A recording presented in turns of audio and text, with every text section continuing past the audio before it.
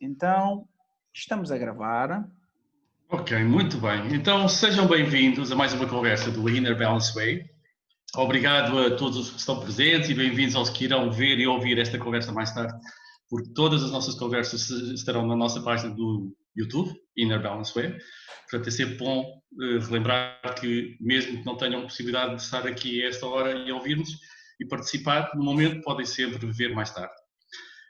Vou relembrar mais uma vez o que é o Inner Balance Way. O Inner Balance Way é um produto que trabalha os 3 níveis de desenvolvimento humano: o mental, o físico e o espiritual, e visa contribuir para a construção de uma vida plena em harmonia com o nosso interior e o exterior, onde o desenvolvimento do autoconhecimento, a descoberta do nosso eu verdadeiro, a saúde física, mental e espiritual são as bases para esse caminho, ok? Só para relembrar, nós repetimos sempre isto no início das nossas conversas, mas é sempre para relembrar. Hoje o nosso convidado é o José Serrão. Bem-vindo, José. Obrigado. Obrigado eu pelo convite. Este nosso convite. Eu não vou apresentar o José vai se apresentar por ele próprio. Hoje vamos falar sobre imensos temas. Eu estou muito curioso porque o tema hoje, eu não sei para onde é que ele irá, depende das perguntas que nós iremos aqui, digamos, a colocar. O que está no post é um pouco saber de que forma é que os rituais contribuem para o desenvolvimento humano, para o nosso desenvolvimento pessoal, mas eu penso que atrás disso nós iremos falar sobre muito mais coisas, porque quando falamos sobre o desenvolvimento humano, desenvolvimento pessoal, muita coisa está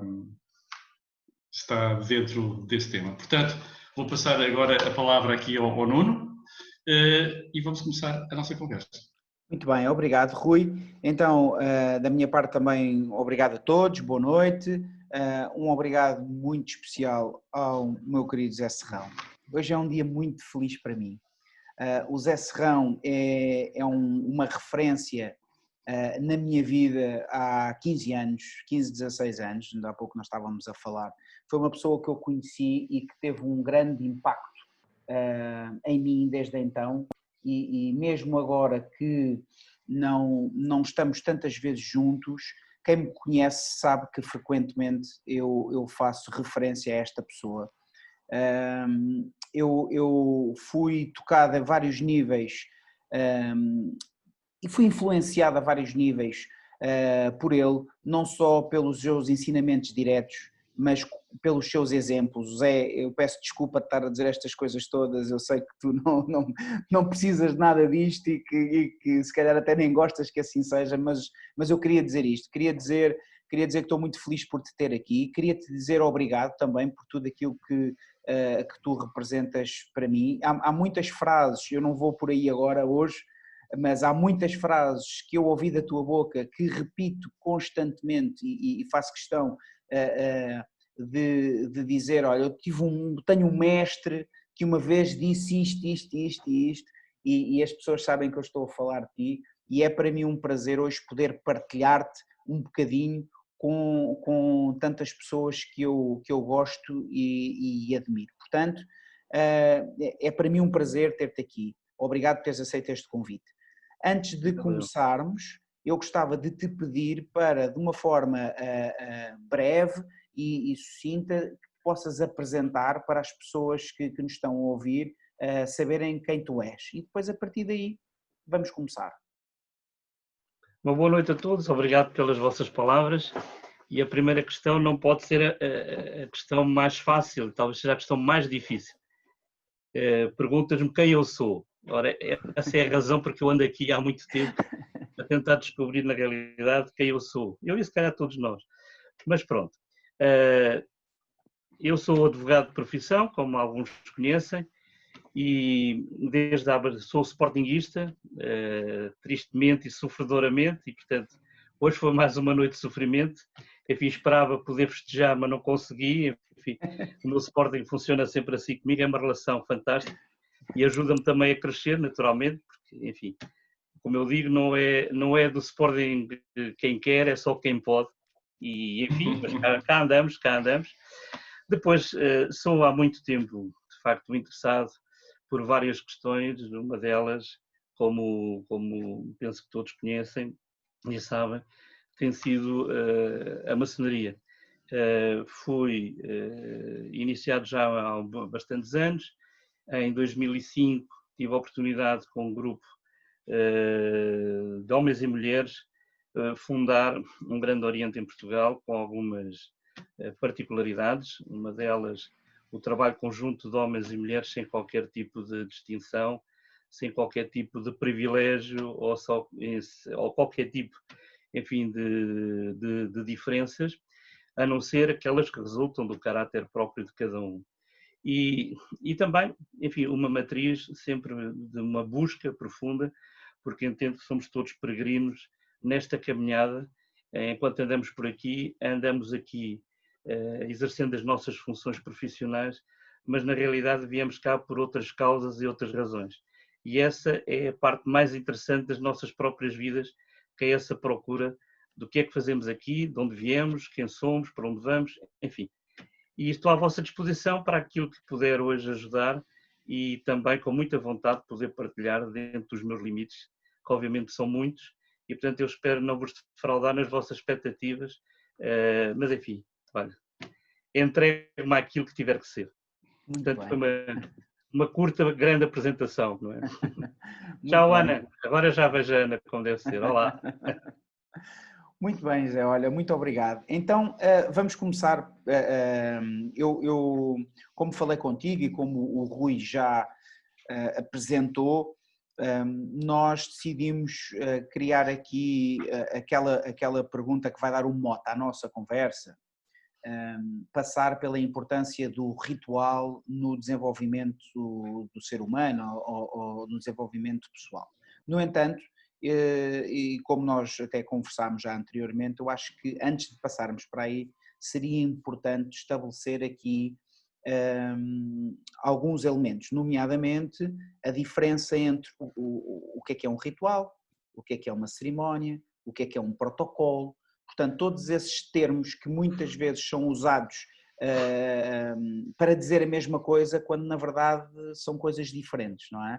E eu fui abordado durante o dia de ontem e o dia de hoje por causa desta nossa conversa, e houve pessoas que fizeram o favor de me enviar algumas perguntas que gostavam de ver aqui esbatidas, mas eu percebi efetivamente isso, que não havia essa noção completa do que é um protocolo, o que é um ritual, o que é uma cerimónia. Portanto, se calhar podíamos começar por aí. O que é um ritual e quais as semelhanças e as diferenças para com um protocolo, cerimónias, por aí em diante? Ok. Se tiverem a paciência de passar, por exemplo, pela Wikipédia e colocarem qual é o significado de ritual, encontrarão aquilo que eu costumo dizer, um verdadeiro albergue espanhol, porque tem um conjunto imenso de explicações e mistura, na realidade, tudo e mais alguma coisa. É evidente que o uso da palavra ritual ele é um uso que, enfim, recorrentemente significa, por maior parte das pessoas, qualquer coisa como sendo um tipo de cerimónia, algo que significa ou uma passagem, ou, por exemplo, os rituais de passagem, como são conhecidos, ou, digamos, qualquer evento que tem um conjunto de regras, um conjunto de características que facilmente são confundíveis com outro tipo de situações. Eu diria que a distinção se pode e deve fazer de duas maneiras. Um pela própria natureza e outro pela finalidade de cada uma das questões que acabaste por formular. Uma cerimónia, por exemplo, e tentando ser breve para não vos cansar, eu diria que é qualquer solenidade que invoca um facto ou uma homenagem a alguém, qualquer evento que é feito com pompa, com circunstância, visando, e essa é a sua natureza, e esgota-se nela, homenagear ou, pura e simplesmente, invocar qualquer realidade. Por exemplo, cerimónia invocativa do 25 de Abril, por exemplo, a cerimónia do 10 de junho, e é usada, de facto, e propriamente, adequadamente, a palavra cerimónia. E, portanto, esgotada que seja esgotado que seja esse evento, a cerimónia ela própria está esgotada. Uma coisa diferente é, por exemplo, o protocolo. O protocolo, eu poderia dizê-lo que ele é um conjunto de normas, um conjunto de regras que determinam a normal realização de uma cerimónia. E, por exemplo, nós, na cerimónia evocativa do 25 de Abril, se todos repararam, nós tivemos o protocolo de Estado, há as precedências, há entidades que devem entrar primeiro do que outras, há alguém que usa a palavra primeiro do que outra, ou seja, tudo isto é constitui aquilo que chamamos o protocolo. Ora, o protocolo encontramos-lo também em muitas e diferentes situações. Por exemplo, o protocolo clínico, o protocolo terapêutico, o protocolo de determinar, ou as boas práticas de, que não é outra coisa que senão um protocolo, a maior parte das vezes, digamos, regulado ou fixado pelas ordens profissionais ou por quem, por exemplo, a nível do Estado, tem essa mesma competência. E o protocolo obedece a estas normas e obedece também a uma outra realidade que é chamada de etiqueta. Etiqueta quer do ponto de vista social, quer a etiqueta que tem a ver com a forma de nós nos comportarmos e nos relacionarmos entre nós. Uma particularidade da etiqueta é uma palavra que vem da corte do Luís XIV.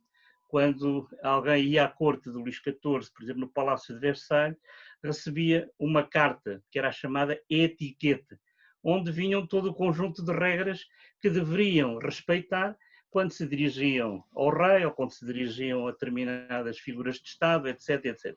E, naturalmente, a palavra foi ficando e tem o significado que todos hoje conhecemos. E, portanto, o protocolo é esta realidade, este conjunto de normas que é aplicado nas mais diversas situações e que importa ter na realidade presente. O ritual, para não não demorarmos muito tempo, ele está relacionado diretamente com o chamado um rito. E um rito tem a ver com aquilo que eu chamaria o exercício de uma liturgia. Ou seja, é algo que é um corpo ritual, um rito é um corpo ritual, de natureza, se permitem, e espero não escandalizar ninguém, na natureza espiritual ou não humana, ou esotérica, como queiram, e que se expressa esse mesmo rito através do chamado ritual. Este ritual pressupõe, e aqui entramos em qualquer coisa já um bocadinho diferente, o ritual pressupõe também um conjunto de regras. Eu diria que quem não estiver dentro deste assunto muito profundamente, confundi-lo-á com uma cerimónia, confundi-lo-á com um determinado protocolo, porque obedece naturalmente a um conjunto de regras. Porém, a finalidade do ritual, ele vai muito para além da sua realização tout court, ao contrário do que acontece com a cerimónia ou com aquilo que chamamos o protocolo. E um ritual, ele pressupõe uma harmonização e uma integração do homem com o todo, com o cosmos, com o universo. Ele procura, através do ritual, num templo, e é importante esta palavra templo, e depois poderemos explicar um pouco mais, uma espécie de espaço-tempo apropriado que permite essa harmonização do homem enquanto indivíduo, enquanto personalidade, e indivíduo e personalidade nem sempre são a mesma coisa, nessa sua relação com este universo ou com o cosmos propriamente dito, como estava a falar. E ao falar de ritual, e se quiserem interromper, estejam à vontade, porque às vezes é mais fácil para que não se torne um monólogo. É evidentemente que quando falamos aqui de ritual, nós temos de, inevitavelmente, falar de pelo menos duas outras realidades para que sejam compreensíveis. Temos de falar desta realidade do que é o templo e temos de falar de uma realidade que é fundamental, que é a realidade da própria iniciação. Porque pratica o ritual, realiza o ritual, aquele que entra no templo. E entra no templo aquele que é iniciado. isto é, se calhar para alguns de vós, é algo de normal, para outros, se calhar, é a primeira vez que ouvem falar nestas questões e, portanto, eu, em vez de esclarecer, tenho a sensação nítida que posso estar a complicar ainda mais. Mas, naturalmente, a minha preocupação hoje aqui não é tanto esclarecer as dúvidas, e ficaria muito feliz se no final deste nosso encontro as dúvidas fossem mais do que certeza e que pudéssemos continuar, enfim, neste trabalho, que é um trabalho de todos, buscando, através da dúvida, qual dúvida cartesiana, encontrar a verdade, que é aquilo que nos traz aqui hoje. Ora, a iniciação, eu já agora adiantava-me um bocadinho, a iniciação, enfim, vem do termo latino initium, um caminho, o início, aquilo que começa, e a palavra, etimologicamente, ela tem o significado de ir dentro. É algo que se encontra, que se procura dentro. E este ir dentro significa que cada um é convidado a fazer como que uma viagem ao interior de si próprio. Porque indo dentro de si, encontrará de facto aquilo que os filósofos costumam falar e os alquimistas da pedra filosofal, com tudo aquilo que caracteriza este significado. Porque tem um significado naturalmente de transformação.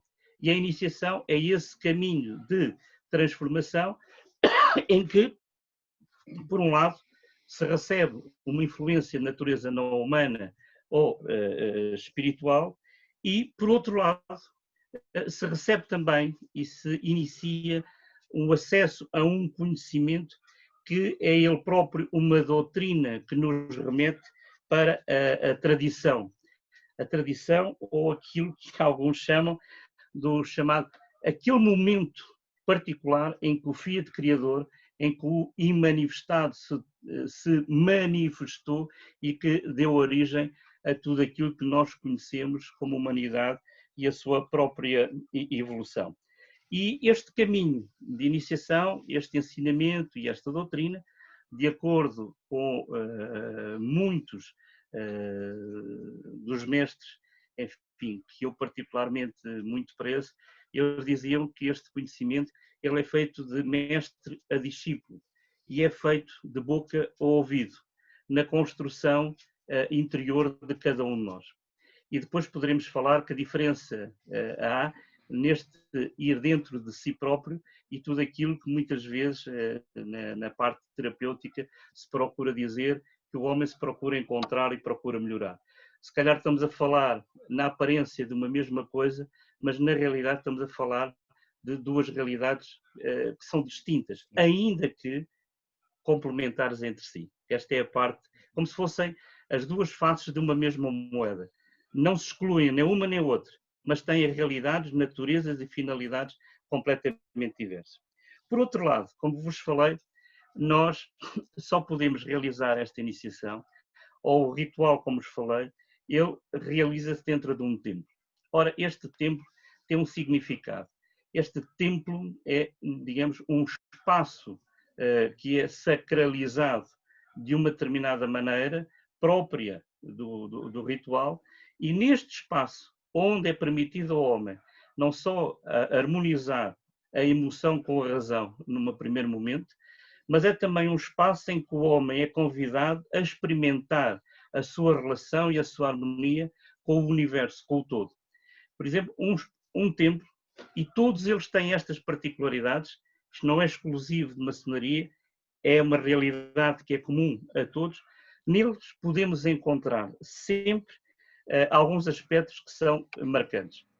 Não é por acaso que as catedrais góticas estão devidamente orientadas no sentido Oriente-Ocidente, nos templos maçónicos essa orientação também existe, com uma simbologia que é apropriada, porque, como se diz, o símbolo é a linguagem do mistério, é através do símbolo que o mistério se revela, e podemos falar disso mais à frente, mas só dizer-vos que num templo maçónico, por exemplo, nós podemos ter aqui uma recriação de tudo o que é o macrocosmos.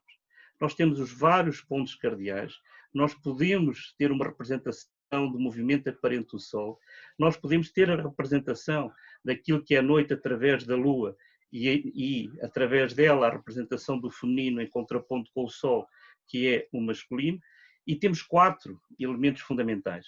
Mas encontramos ainda, porque este está plasmado, aquilo que é o nadir e aquilo que é o zénite. E, portanto, 6 pontos fundamentais que se interceptam num único ponto, que é o 7º.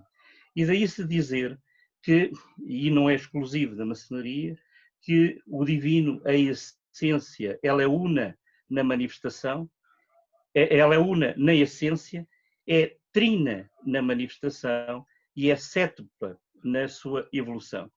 E é por acaso, e não é por acaso, que naquilo que chamamos o Oriente de qualquer templo maçónico, nós encontramos de um lado o Sol, do outro lado a Lua, mas no seu interior um triângulo onde se chama, que está colocado, o olho de Horus.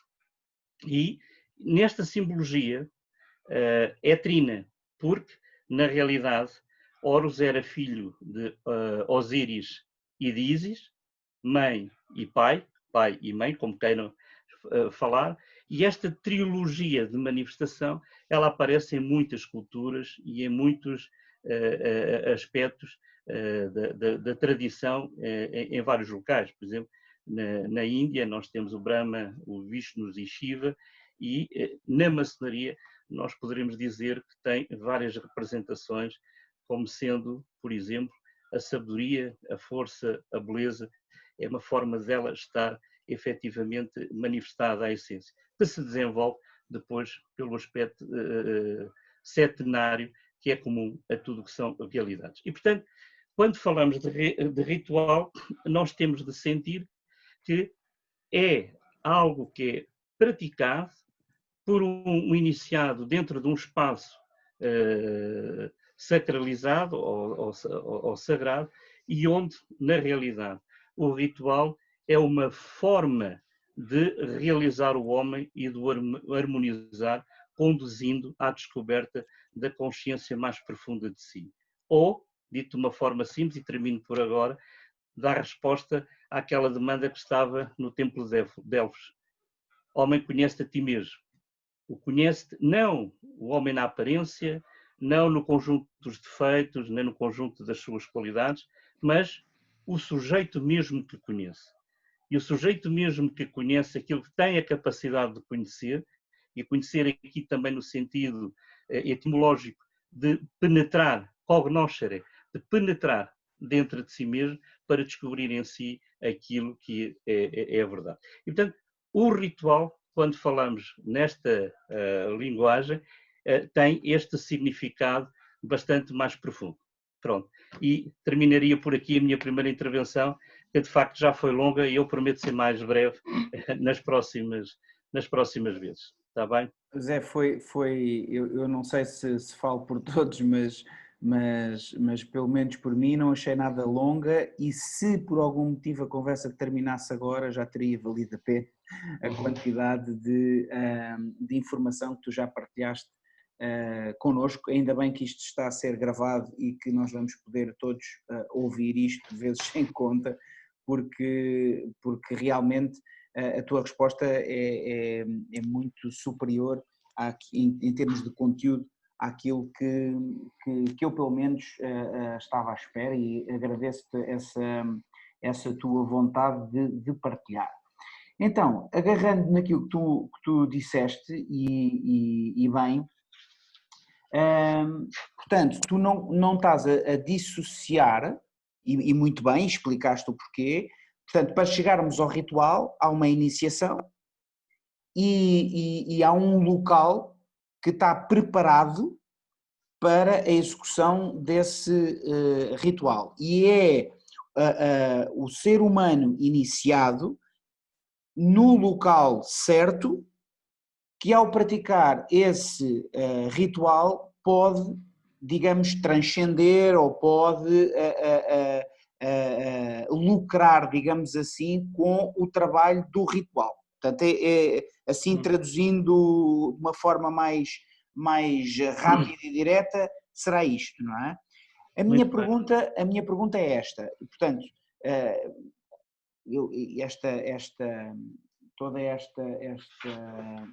este conhecimento que tu estás a partilhar não é novo para mim, mas eu vou sempre tentando fazer destas pontes, porque há aqui muitas pessoas, como tu disseste, que estão a ouvir isto pela primeira vez, ok? Portanto, eu estou aqui a repetir esta parte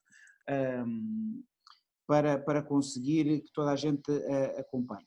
Então, a minha pergunta a seguir é aquela que eu tinha programado, dito isto, qual é que é a importância que tu achas que o ritual tem para o desenvolvimento do ser humano? De outra forma, será o ritual e toda esta passagem iniciática e de prática no tempo essencial ao desenvolvimento humano, ou é apenas um dos caminhos possíveis para?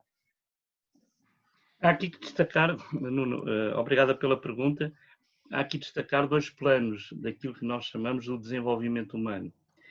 Quando nós procuramos, naquilo que chamamos o desenvolvimento humano, conhecermos a um nível, eu diria, emotivo, psicológico, então não estamos aí a falar do ritual como eu estava a conhecer.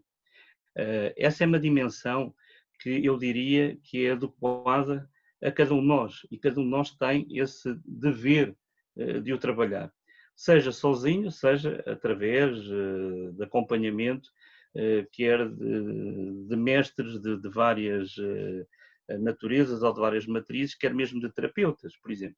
Se eu procuro fazer digamos,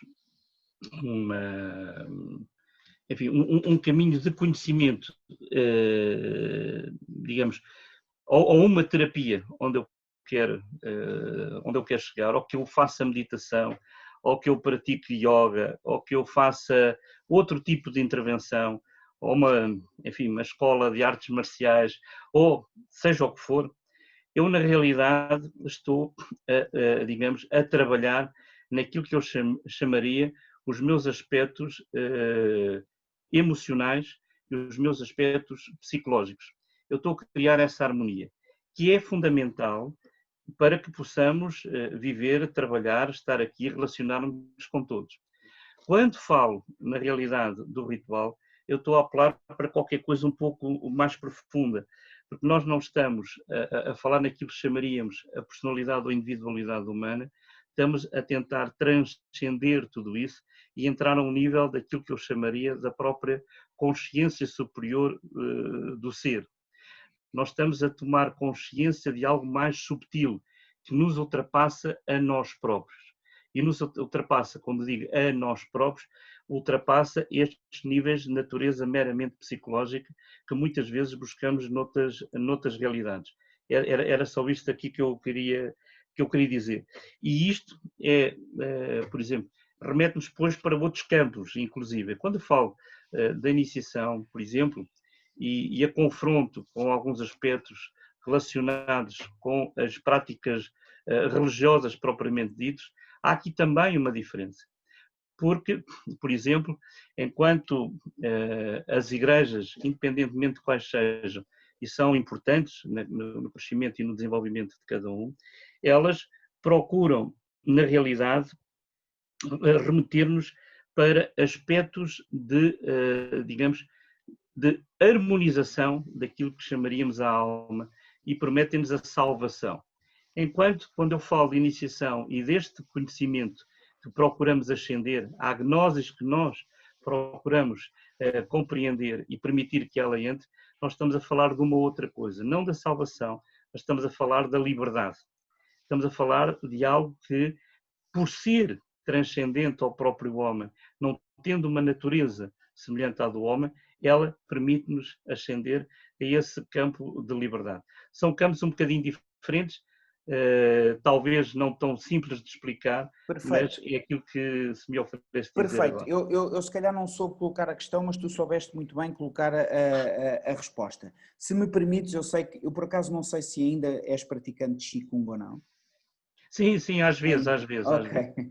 mas Ah, eu permito-me partilhar deveria ser mais, mas... permite partilhar-me uma coisa que me aconteceu uma das primeiras vezes que eu ouvi o meu mestre dar uma palestra sobre Qigong e sobre uma ligação com aquilo que ele chamava o Yuan Qi, o Yuan Shen e aquilo que não é normalmente conhecido como a ligação com o divino ou a ligação com a energia ancestral, por assim dizer, e eu ouvi a palestra toda e era a minha primeira vez, e depois cheguei ao fim, ele estava a perguntar se havia perguntas, e eu na minha ingenuidade, um português nos Estados Unidos, perguntei, então, e as emoções?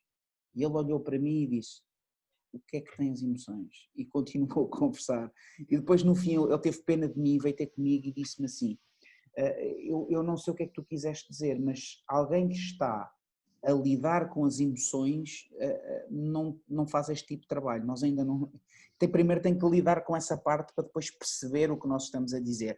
E eu lembrei-me desta história agora quando tu estavas a dar esta resposta. Ou seja, existem aqui duas primeiras fases, não é? Uma primeira fase é quando nós saímos das questões do dia a dia, do ego, do conhecermos os nossos filtros, porque é que nós reagimos de determinadas formas, porque é que ficamos tristes, porque é que ficamos felizes, porque é que aquela situação ou aquela pessoa disputa aquele sentimento em nós, toda esta questão emocional e mental.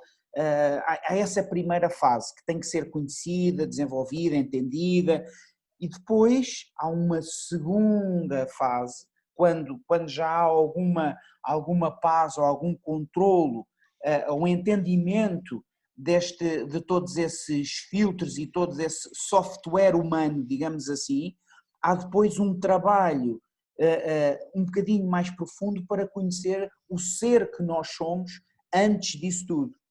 O ser que é transversal. O Rumi dizia que nós não somos uma gota do oceano, nós somos o oceano todo numa gota, não é?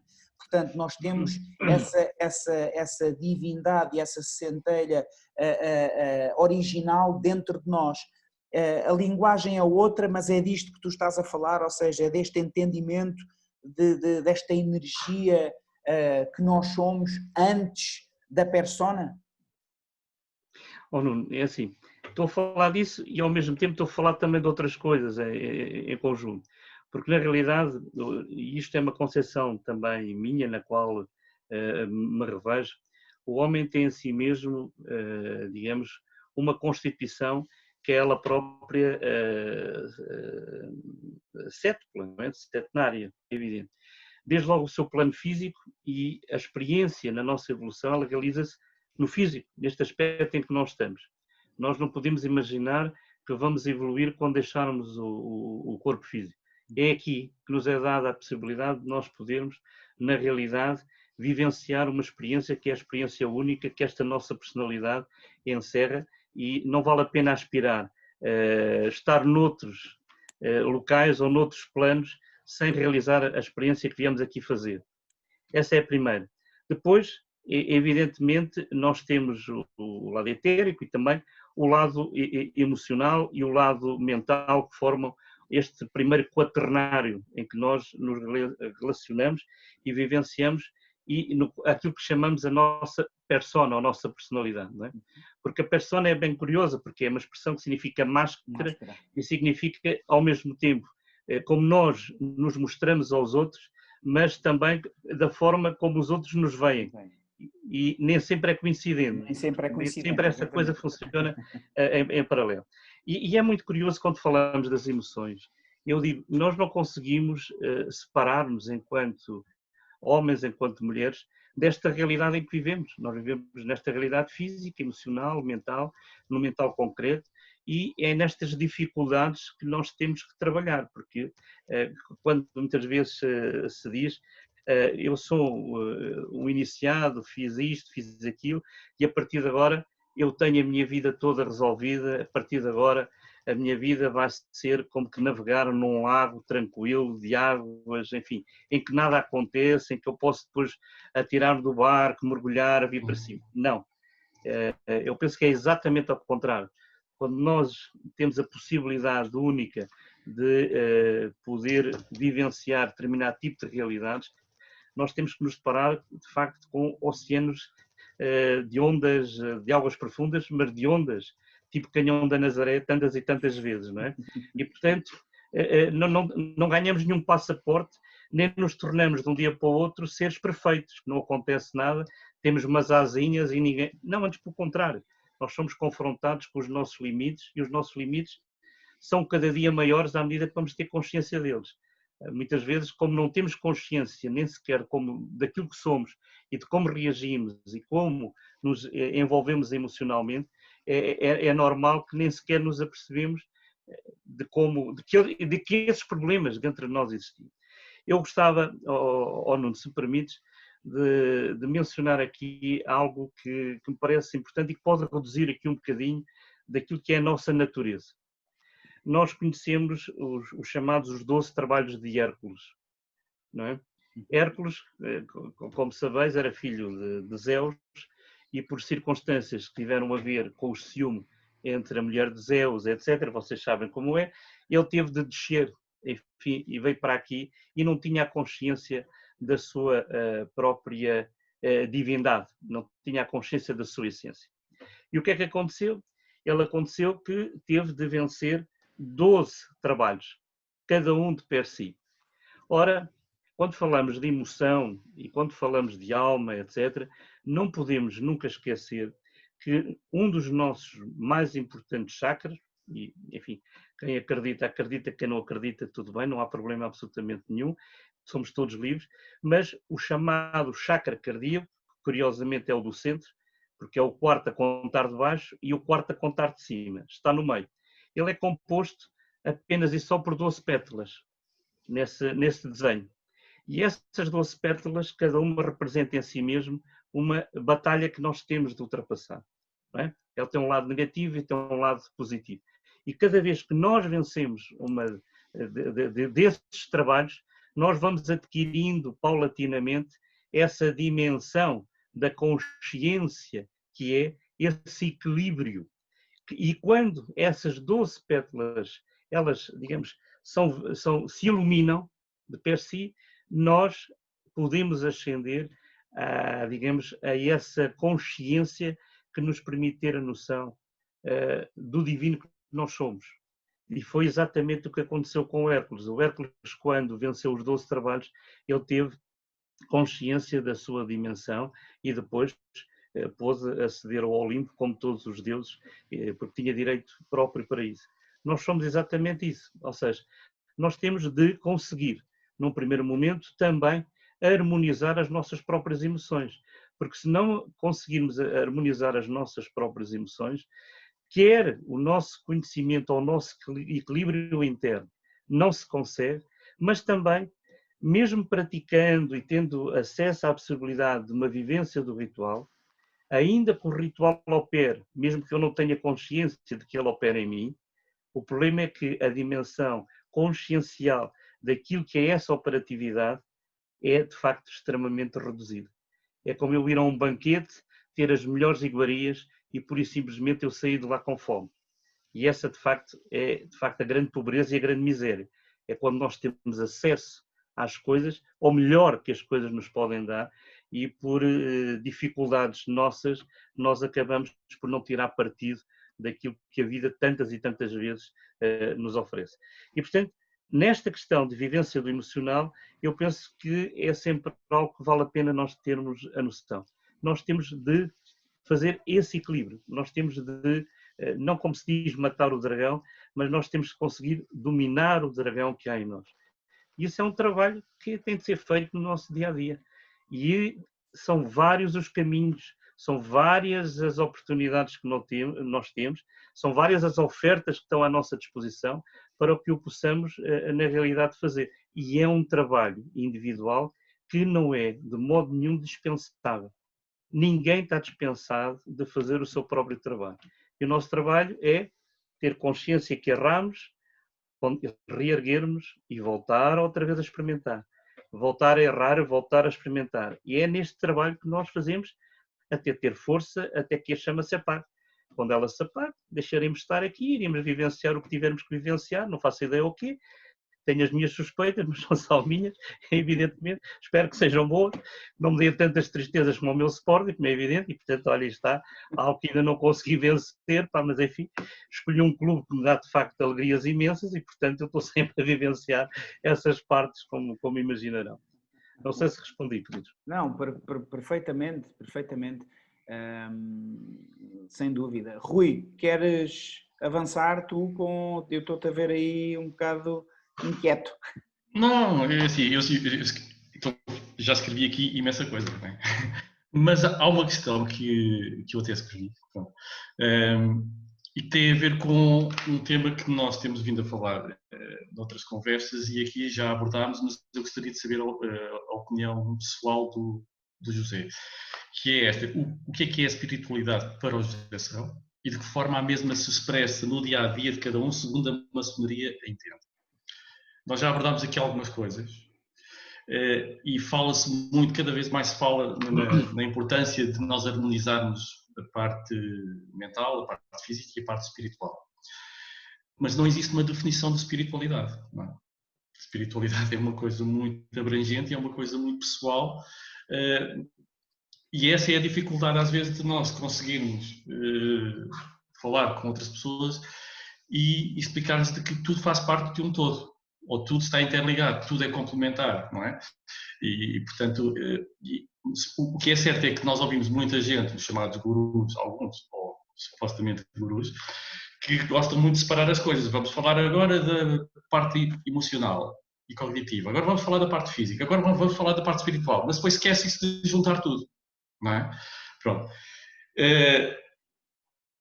O José Serrão falou aqui de imensa coisa, eu tinha aqui muitas coisas, eu acho que um dia vamos ter que falar muito também sobre muita coisa que aqui foi dita, que nós já eu já falei algumas coisas com o Nuno, aliás, foi ele que me despertou para muitas destas áreas, mas a pergunta é esta: o que é a espiritualidade e de que forma a mesma se expressa no dia-a-dia de cada um segundo a maçonaria entende?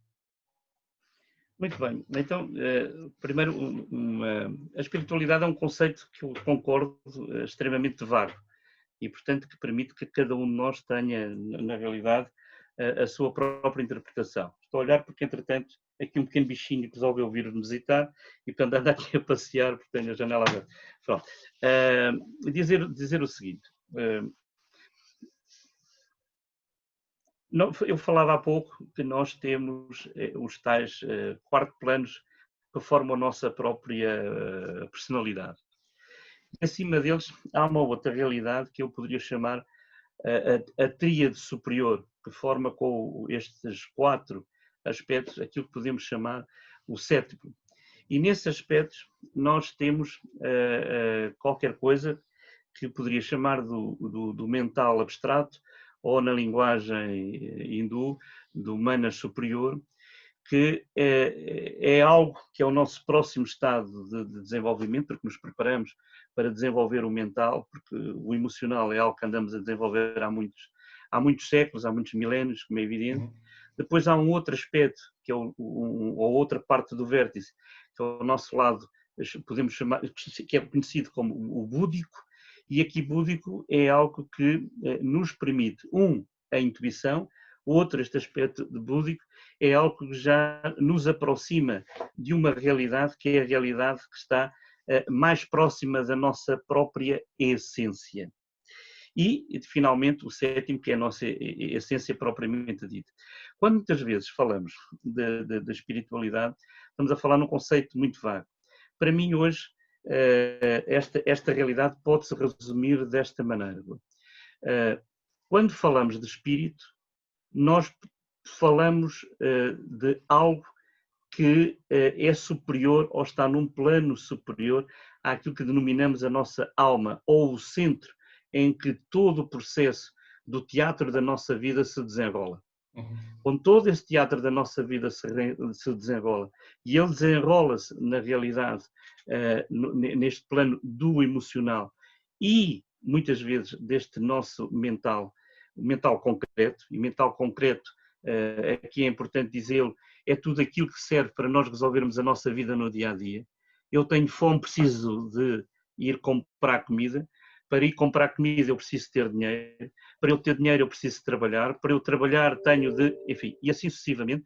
E portanto eu vou passando uma grande parte da minha vida utilizando este mental concreto, que é algo que na realidade nos distingue de outros seres vivos. Porém, nós caminhamos, e esta é a nossa linha evolutiva, para ter acesso àquilo que muitas vezes se chama a intuição. A intuição é este canal que nos permite, quer queiramos, quer não, aceder a esta tríade superior. E como não conseguimos, porque não temos condições, dados os nossos limites físicos em que vivemos, definir exatamente para onde caminhamos, muitas vezes usamos esse conceito do espírito. E muitas vezes, quando falamos de espiritualidade, nós estamos a querer falar deste esforço, desta realidade, desta busca para onde caminhamos, que é de poder aceder, quer a este plano da intuição, mas a este plano outro que nós podemos chamar a inteligência do Logos. A inteligência ela própria, não no sentido intelectual ou racional do termo, com que muitas vezes usamos para pensar, para argumentar, para definir as nossas vidas, mas algo que é superior. Então, quando se fala muitas vezes de espiritualidade, é esta forma de apresentar algo que não somos capazes de definir de modo algum, porque ainda não temos essas ferramentas para lá chegar, mas já intuímos, ainda que de uma forma muito precária ou muito superficial, que caminhamos para lá. Porque este sistema em que estamos, ele é um bocadinho, eu diria, piramidal, ou seja, a parte, os corpos de cima, eles podem, digamos, interpenetrar os outros. A dificuldade é o inverso, porque nós não conseguimos ainda lá chegar, faz parte da condição da nossa própria evolução. Isto é muito meu, enfim, como maçom, posso dizer que nem muita gente pensa como eu, e eu respeito exatamente isso, não tem absolutamente nada a ver, mas o que eu gostava de dizer é que espiritualidade para mim não se pode confundir de modo nenhum com a busca da minha essência, porque a essência é aquilo que anima cada um de nós. Somos essências que, por esta ou aquela razão, que não somos capazes aqui de definir, estão a fazer a sua própria experiência no aqui e no agora neste momento. Estamos aqui todos a tentar vivenciar essa experiência. E muitas vezes esta busca que nós falamos da essência em nós, do conhece a ti mesmo, nós, para abreviar, chamamos a espiritualidade. Porque, e dizer aqui também de uma forma relativamente simples, por exemplo, as religiões falam muito de espiritualidade, não é? Nós temos ao espírito e a matéria, e faz esta, digamos, esta dicotomia entre duas realidades. E a matéria é algo que não nos permite ter uma vivência espiritual, e portanto há tantas e tantas escolas de cariz religioso que efetivamente tentam negar o ego para que o homem possa ser totalmente livre e se dedicar à dita espiritualidade, e isto é uma realidade, quando no fundo aquilo que procuram dizer é que querem salvar as almas. Ora, estamos a falar de realidades relativamente diferentes, não estamos a falar da mesma coisa. Nós estamos a falar, neste caso, naquilo que me diz respeito, nesta busca que é a busca do peregrino, daquele que procura chegar ao conhecimento. E, sem querer aqui contrapor, eu diria que há duas vias para chegar lá. Há uma chamada via mística ou via da graça, que é aquela que basicamente diz isto: o homem é tão limitado que não pode ascender a Deus. E não pode, a não ser que, pela graça de Deus, lhe seja permitido a ele ter essa iluminação, esse momento de luz. Por outro lado, o que acontece, a chamada via do conhecimento, é aquela em que eu, através da minha busca, do trabalho, do conhecer, quer através do estudo, quer através deste empenho, quer da prática deste ritual e de outras que nos são oferecidas, eu vou encontrar no cimo da dita montanha aquilo que é a minha essência e é um encontro. Afinal, eu consigo me encontrar cara a cara. Ou seja, eu descubro que sou o mestre de mim mesmo, eu descubro que sou a essência que tanto e tanto procurei. Simplesmente tão escondida e tão limitada nestes planos em que vivemos que nós não conseguimos, de facto, aceder a eles. Não sei se respondi, Rui. Se não, eu respondo outra vez, enfim, não sei se lá consegui chegar. Então, Zé, agarrando naquilo que Obrigado. tu estás a dizer, e tu falaste aí nessa procura e depois, e que ninguém está livre, e depois digamos, no final de nos encontrarmos com essa essência e percebermos que nós somos aquilo que procuramos, não é? A minha pergunta o que é que acontece depois desse momento? Isto porquê? Porque, como tu dizes, eu também tenho aquilo que são as minhas ideias, mas existem duas escolas que eu leio e sigo, podem haver mais, mas duas. Uma que diz que nós somos um ser em formação e que temos que conhecer, experienciar para nos desenvolvermos, para crescermos, para progredir numa viagem, portanto, de conhecimento. E temos outra escola que diz, não, nós não precisamos de crescer e desenvolver, nós já somos tudo, só precisamos de nos conhecer. Onde é que estas duas escolas elas tocam, são diferentes, onde é que isto se cruza com o que tu estás a dizer? Ou seja, nós quando atingimos esse ponto de contacto com a nossa essência e depois, a partir daí começa uma nova forma de viver ou é o fim? Não, eu diria que não se esgotam nem uma nem outra, Nuno.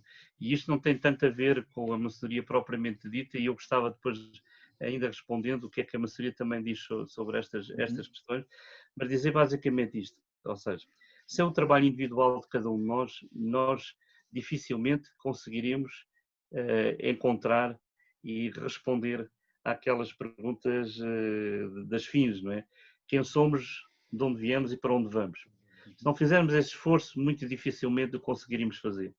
Agora, porque nenhum de nós tem a verdade em si mesmo e somos todos caminhantes, nós buscamos essas verdades e há um certo ecletismo que tem de haver nestas coisas.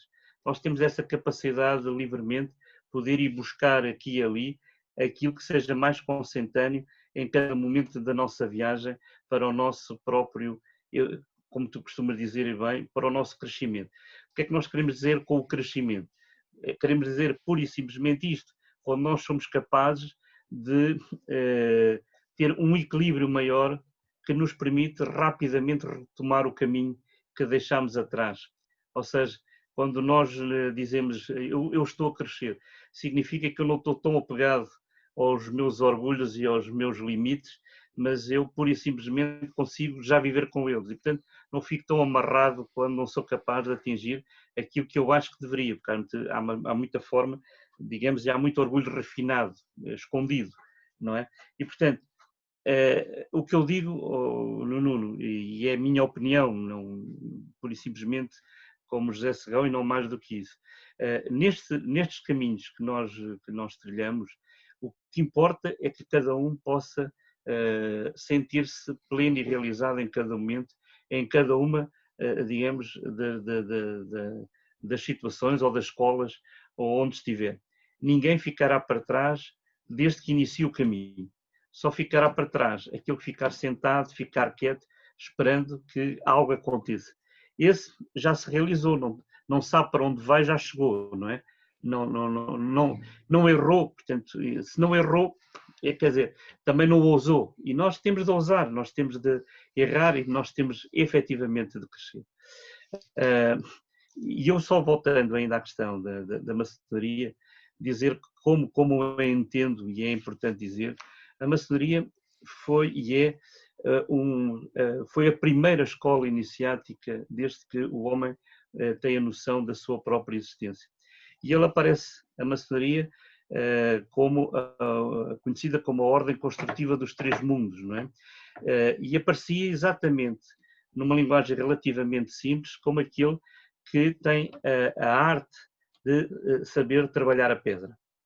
Porque maçonaria, o maçom é o que trabalha a pedra, é o pedreiro, aquele que sabe trabalhar a pedra.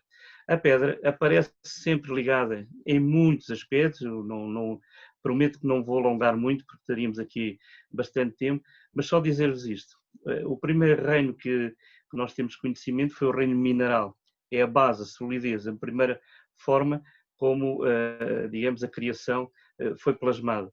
Mas depois há vários episódios. Por exemplo, Abraão é convidado para executar o seu filho num altar de pedra. Jacó adormeceu quando teve o seu célebre sonho na célebre escada de Jacó, que ligava os vários mundos. Ele descansou sobre uma pedra. Os muçulmanos vão a Meca e andam à volta da Kaaba, que é uma pedra, um cubo. Curioso. E, portanto, a pedra foi sempre qualquer coisa que teve ligada e que teve sempre esta representatividade, digamos, de Deus. Por exemplo, os altares das igrejas católicas, todos eles têm no centro um pequeno quadrado em que leva uma pedra e é ali que, digamos, todo o mistério eucarístico, etc., se realiza. Portanto, o maçom é este construtor que permite construir na superfície da Terra a obra do Eterno. E o maçom, quanto mais consciente for da sua missão, mais plenamente ele pode realizar essa mesma obra. Mas para realizar essa mesma obra, ele tem de ter duas coisas muito presentes. Que a obra que é exterior, a catedral que é realizada, ela tem de ter uma correspondência com o templo interior, um templo sem mãos, que ele tem de construir todos os dias. Porque nós não podemos encontrar fora aquilo que não temos dentro. Na realidade, eu só encontro algo belo e digo, isto é belo porque eu tenho essa beleza dentro de mim, senão não consigo encontrar. Eu digo, esta pessoa tem um mau feitio danado. Muitas vezes é porque esse mau feitio é meu, não é da pessoa em causa. Eu é que tenho essa dificuldade em reconhecer em mim aquilo que eu depois vejo no outro. Mas eu só encontro fora o que tenho dentro. E estes maçons, estes construtores, eles tiveram de ser verdadeiros iniciados para poderem depois fora, eles construírem uma obra onde a presença de Deus, a presença do divino, a presença da essência, do que quer que seja, da forma como nós lhe pudermos chamar, eles conseguiram criá-lo e criá-lo com uma harmonia tal que ainda hoje é possível cada um de nós, quando visita, por exemplo, uma catedral gótica, sentir a harmonia no seu interior. Penso que é uma experiência que já todos fizemos. E, portanto, este é um aspecto que a maçonaria tem ainda hoje para oferecer a todos aqueles que pretendam olhar e pretendam seguir um determinado caminho. Evidentemente, como tantas vezes acontece, a maçonaria ela própria se foi afastando desta mesma realidade e esta ligação com a tradição foi-se afastando. E quando nos afastamos disto, tal como acontece connosco, aquilo que vai ficando às vezes são caricaturas de uma realidade que nós aspirávamos que fosse diferente daquela que é. Mas ela é apenas uma consequência daquilo que nós construímos dentro. De outra forma, não conseguimos jamais chegar fora, nem conseguimos sequer encontrar harmonia onde quer que seja. Eu só posso encontrar harmonia quando eu tenho harmonia dentro. Se não a tiver, dificilmente. Não sei. É a forma que eu tenho de ver as coisas. Perfeito. E está tudo dito, não é? Rui, mais coisas? Olha, a Ana está a responder aqui. É assim, o que é que eu posso dizer sobre isso, não é? Eu subscrevo tudo aquilo que o José Serrão disse. Há muitas coisas que eu também não consigo explicar e também já cheguei a um ponto que também não é muito importante sabê-las explicar, mas sinto-as e vivo-as com uma intensidade à medida que a minha vida vai evoluindo. E começo a entender ou a perceber dentro de mim que as coisas, quando me dizem que as coisas são o que são, eu entendo o que é que isso significa, digamos, para mim, quando eu hoje digo as coisas são o que são e, portanto, o momento é este, eu vou vivê-lo como ele tem que ser, digamos, vivido, e eu consigo vivê-lo em plenitude, coisa que ainda não há muito tempo, não há muitos anos atrás, isso para mim era muito complicado, não é? Porque aí está, toda a minha vivência foi uma vivência muito racional. Eu já expliquei aqui isto, digamos, várias vezes. Eu sempre fui uma pessoa muito cética, muito racional, e para mim as coisas ou se explicam, ou então, desculpem lá, mas isto aqui há qualquer coisa que aqui está aqui digamos, mal feita. E, portanto, eu fiz um trabalho contrário, ou seja, eu fui pela emoção, pela razão, pela parte cognitiva, quis perceber muito bem como é que a minha mente funcionava, quais eram os fatores que influenciavam tudo isso, o que me permitiu ter esta abertura para entender esta harmonia que nós estamos aqui a falar, que é fundamental que ela exista dentro de nós, para que nós então possamos estar com o exterior de uma forma, eu não gosto da palavra equilibrada, mas de uma forma harmoniosa, porque eu acho que é isso que é importante nós sentirmos no nosso dia-a-dia, sentirmos bem connosco, com o exterior, com o todo, com tudo aquilo que está à nossa volta, com a natureza, com as pessoas, porque é isso que faz sentido, na minha ótica. Depois, claro, todos os dias é um trabalho, todos os dias há um caminho a fazer, todos os dias há sempre qualquer coisa nova a aprender, e é essa humildade que é importante que cada um de nós tenha, que é, nós nunca vamos saber tudo, nós nunca vamos experienciar tudo, e cada momento e cada experiência é uma riqueza que nós ou aproveitamos ou não aproveitamos, e isso é que nos faz crescer e evoluir como pessoas. Portanto, eu acredito nisso, é nisso que eu aposto todos os dias, e por isso também me fez, vá lá, desenvolver esse projeto com o Nuno, porque eu acho que tem muito a ver com isso, que é, se nós conseguirmos passar para todas as outras pessoas tudo aquilo que nós estamos aqui a dizer de uma forma em que as pessoas não achem que isto é uma coisa muito complicada, porque não é nada complicado mesmo. Não é? A vida é mesmo muito simples. Não quer dizer que seja fácil, mas ela é mesmo muito simples. Se as pessoas começarem a perceber isso, eu acho que a aceitação e a abertura vai começar a aparecer e as pessoas vão ter uma vida muito mais plena do que aquela que têm atualmente, que eu acho que as pessoas complicam muito. Eu complicava muito. José, eu tenho um pedido para te fazer. Tu falaste há pouco numa coisa que eu acho que valia a pena elaborares um bocadinho mais. Tu falaste nas duas vias, falaste na via do conhecimento e falaste na via da graça, ou da via mística. Eu acho que valia a pena investir em um bocadinho mais, porque todos nós, alguns de nós temos acesso a algumas histórias, a alguns livros, onde há pessoas que têm, algumas delas nunca tiveram ligação nenhuma com qualquer doutrina, qualquer iniciação, qualquer caminho, qualquer ritual, e têm uma experiência que transbordam e de repente adquirem um determinado conhecimento através de uma experiência que tiveram advinda do nada. Não é? Existem livros, existem autobiografias, onde descrevem, há várias pessoas com várias culturas diferentes a falar desses processos. E depois existem escolas organizadas, como a maçonaria, mas tantas outras também, não é? Escolas organizadas de pensamento, de passagem de conhecimento. Consegues elaborar aqui um bocadinho mais nas diferenças, nos percursos de cada uma delas, por favor? Assim, dizer que ambas as escolas, elas não se excluem uma à outra. Aliás, eu penso que cada um, como disse, deve sentir qual é o seu próprio caminho. Esta para mim, é a verdade, não é? Mas uma verdade com V pequenino, porque a verdade com V grande é uma outra coisa, é aquela que nós procuramos todos, não é? Como se diz, a verdade com V pequenino é aquela que tem sempre um oposto. Não é? Eu digo feio, bonito, positivo, negativo, e por aí fora. A verdade com V grande é aquela que consegue unir todos os opostos.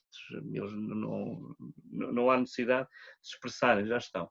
Ora, a via mística é a via que é assim entendida, ou via da graça, como disse há pouco, significa isto. Eu sou tão limitado enquanto homem, enquanto ser, porque sou pecador, e há a questão até da Igreja Católica do pecado original, que eu jamais conseguirei ter a possibilidade de ver Deus olhos nos olhos, ver a face do Pai, se Ele não me conceder essa mesma graça. Um exemplo muito conhecido é, por exemplo, o exemplo de São Paulo. Saulo, um dia para Damasco, ia no seu cavalo, porque perseguia os cristãos na altura, e ele é atingido com um raio, cai do cavalo, e houve aquela voz que diz: Saulo, porquê é que me persegues? Não é? E, portanto, a partir desse momento, ele iluminou-se, foi um momento de iluminação, e depois foi, de facto, a figura que foi. Portanto, este é um exemplo que é dado. Isto acontece muitas vezes, são pessoas que têm experiências de natureza mística, de natureza muito particular. Estas experiências normalmente, enfim, elas começam por elaborar do ponto de vista emocional, psíquico, e sem mais, há como que uma forma de chegar e de reconhecer a sua própria essência em Deus. Dito desta maneira, seja Deus aquilo que for para cada um de nós, não é? Agora, a via do conhecimento, ou a via iniciática, porque iniciação é uma coisa digamos, está-me ligado a esta via da chamada do conhecimento, e quando falo em conhecimento, não falo no conhecimento enciclopédico, nem falo no conhecimento dos filósofos, nem falo no conhecimento dos professores, nem falo do conhecimento da intelectualidade. Falo no conhecimento como esse elemento de aceder ao transcendente através do quê? Através do estudo, através dos rituais, da operatividade que os rituais podem efetivamente fazer, através dessas mesmas escolas, que são as chamadas escolas iniciáticas ou escolas esotéricas, onde a maçonaria se insere, é bom que seja dito, e portanto o que acontece é que a pessoa faz o seu próprio percurso de busca, o seu próprio percurso de ascender à gnosis. A gnosis, que é a forma, digamos, de corresponder ou de entender o símbolo. E, como eu dizia, e falava no símbolo, o simbolismo é a linguagem dos mistérios, no sentido que, como dizia, o símbolo, por exemplo, os romanos criaram criaram, elas já existiam, mas é conhecido por essas experiências dos romanos, quando criam, por exemplo, um imperador queria que enviar 2 emissários para ter a certeza que chegavam a cumprir a missão que os destinava, e partia ao meio uma mesma tábua, por exemplo. E só quando essa tábua se juntavam as 2 metades e elas coincidiam, então o símbolo estava completo e estava perfeitamente identificada, e havia digamos aqui, uma autenticidade da mensagem que era enviada. Ora, na linguagem iniciática, o símbolo é fundamental. É fundamental porquê? Porque há um conjunto de representações, como se fosse um rally paper em que é deixadas várias mensagens, e tu vais tendo que as encontrar e vais tendo que as interpretar. E isso só acontece quando tu permites que a operatividade do ritual possa desenvolver-se dentro de ti ao ponto de tu poderes ser a outra parte do símbolo, quando tu consegues identificar esse símbolo.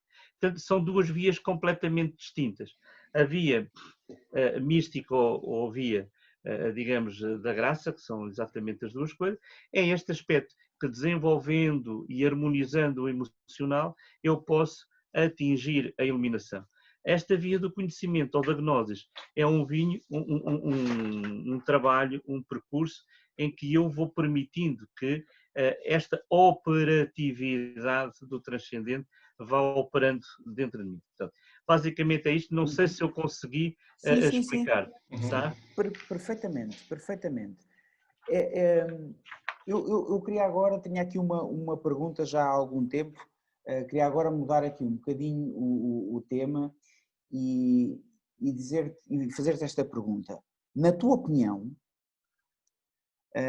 qual é que é a importância do altruísmo nesse caminho de conhecimento, de crescimento, porque nós temos a ideia de, por exemplo, agarrando na maçonaria, que existe sempre uma relação com o altruísmo, com o ajudar o próximo, e também há essa ideia muito nas religiões. E então a minha pergunta é, na tua opinião, qual é que é a importância do altruísmo no desenvolvimento, no crescimento do ser humano, ou nesse caminho? Eu diria, Nuno, muito brevemente, que em qualquer uma das vias, quando tu amas o próximo como te amas a ti mesmo, tu estás no caminho certo. Quando esse dito altruísmo é apenas uma forma de expressar algo para tirares uma vantagem disso, tu estás no caminho errado. Uhum. É basicamente isso que eu acho. E, portanto, independentemente de quem pratica esse altruísmo, se são instituições, organizações, o que quer que seja, se é o amor que preside, esta caritas que presida esse ato, e é um ato de ir ao encontro do outro, porque, como se diz, se tu não servis a humanidade, jamais podes servir a Deus, não é? Esta é a realidade, mas depende daquilo que tu faças. Aquilo que eu acho, se é uma coisa feita verdadeiramente com amor, ok, é fundamental, porque tu sais de ti e vais à busca, vais ao encontro do outro. Se isso é apenas uma expressão de qualquer outra realidade, então eu diria que é preferível ficar em casa, sossegado, quieto, a ver a Netflix, porque é capaz de ser mais produtivo, sabe? Então, É aquilo que me parece. ao fim e ao cabo, vai de encontro àquilo que tu estavas a dizer há pouco, que ninguém pode dar aquilo que não tem, não é? E Exatamente. quando, Exatamente. quando esse ato de altruísmo é uma expressão natural daquilo que é o teu interior, não é? Está tudo bem. Quando assim não é, quando é como se vê muito hoje em dia, para a fotografia do Facebook e por aí em diante, é preferível ficar a ver Netflix. É o que eu acho, sinceramente. E Okay. aplica-se a tudo. Aplica-se às igrejas, à maçonaria, aplica-se a qualquer escola. Quando as coisas são feitas com uma expressão do amor que eu tenho dentro e que dedico ao outro, tudo bem. E não preciso de nenhum sinete para dizer que Claro, fiz ou que deixei de fazer. Isso não exatamente. significa que muitas vezes determinado tipo de iniciativas não tenham de pôr repercussão no social. Se tem, pronto, Claro. porque alguém o quis fazer. Também não, ver, também não critico isso por criticar. Aquilo que eu penso que é o toque fundamental e aquilo que é a matriz fundamental é o ato que originou esse dito altruísmo. Uhum. Se ele corresponde a uma preocupação genuína com o outro, todos esses atos são bem-vindos. Se isso é apenas uma forma de eu ter uma maior expressão socialmente, de ser mais respeitado, de ter mais chapéuzinho tirado, parece-me que às vezes eu vou mais ficar em casa. Uhum. É a minha forma, se calhar foi um bocadinho duro, mas é aquilo que eu entendo. Não, perfeito. Rui. Eu neste momento não tenho Não? muito mais. Ok, eu tenho. Eu não Já queria estar, já não passar queria às estar a próximas questões monopolizar. ou damos. Ah, não, está aqui. Há questões? Uma pergunta, não é? Sim. O Tiago colocou aqui uma questão que é: sendo a maçonaria uma escola tão simbólica, se o José considera essencial para ascender ou acessar aos planos / dimensões superiores, à fonte primordial, à conjugação dos rituais com o trabalho interno e individual de lapidação do nosso ser, de pedra bruta para pedra polida. José, não sei se... Eu considero... Se o José considera essencial para ascender ou acessar a planos e dimensões superiores, à fonte, vimos a primeira, não é? Uhum. Se a conjugação dos rituais com o trabalho interno e individual de lapidação do nosso ser de pedra bruta para pedra polida. Considero que sim, porque, por exemplo, em todos os templos maçónicos, nós usamos muito a linguagem e o simbolismo de o pedreiro, e isso acontece muitas vezes que temos essas ferramentas, a pá de pedreiro, o cinzel, o maço, enfim, o prumo e tantas outras ferramentas que são próprias da arte de trabalhar a pedra. E, de um lado, enfim, do altar, nós temos aquilo que se chama a pedra bruta, que é uma pedra, um calhau, vamos dizer. E do outro lado nós temos uma pedra que chamamos a pedra cúbica, ou pedra polida. E este tem um significado. E este significado é que, independentemente de estarmos todos a trabalhar num ritual, e aqui há uma egrégora que se forma e que é fundamental, é determinante também, há um trabalho interior que tem de ser feito. E usamos exatamente essa linguagem. Desbastar a pedra bruta para construir a pedra cúbica. Porque a pedra cúbica é uma pedra que, enfim, como sabeis, é um cubo. E isso é a pedra que serve depois para poder construir. É a pedra de fundação da obra, como é evidente.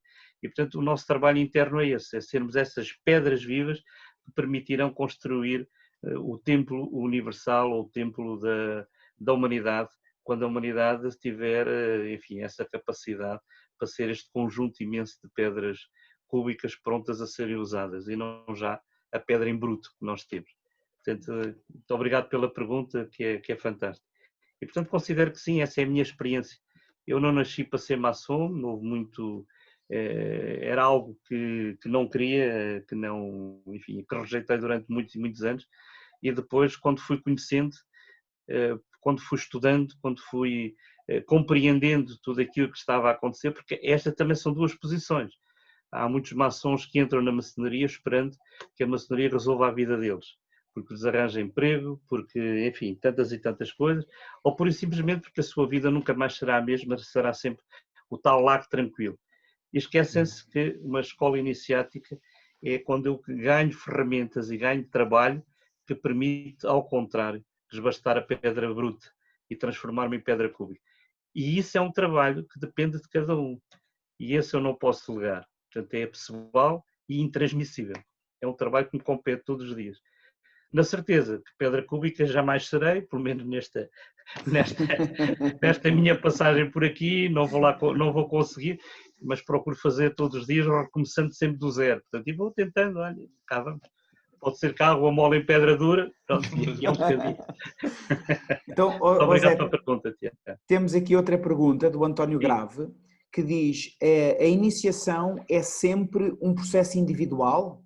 Será sempre necessário o processo evolutivo do ser humano? Como está ligada à revelação da nossa missão e como é que essa missão se revela?